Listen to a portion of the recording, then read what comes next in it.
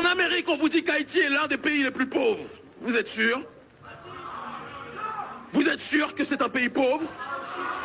Si c'était un pays pauvre, vous pensez que Bill Clinton aurait tout fait pour envahir ce pays, le coloniser de manière générale? On fait tout pour que les Haïtiens quittent Haïti. Mais bizarrement, toutes les ONG occidentales viennent coloniser ce pays. Dans le même temps, pourquoi? Il faut qu'on m'explique.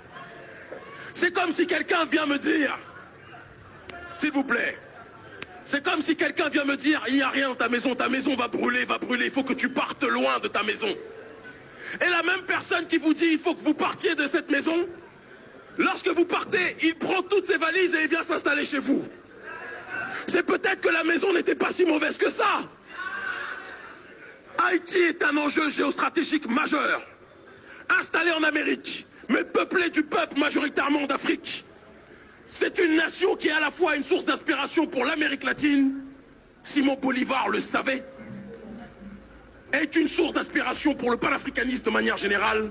Tous les grands aïeux panafricains ont toujours loué Haïti comme étant une source d'inspiration et une source de régénération. De régénérescence. Ce pays n'est pas maintenu dans le chaos par hasard.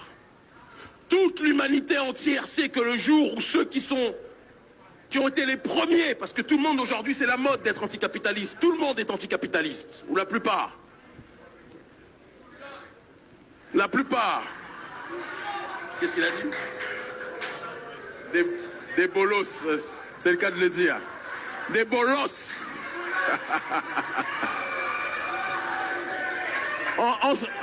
On sent que tu as étudié mes discours, car bolos c'est mon insulte préférée. D'accord. Donc boulos c'est un bourgeois en Haïti, mais bolos dans ma langue c'est un voyou corrompu.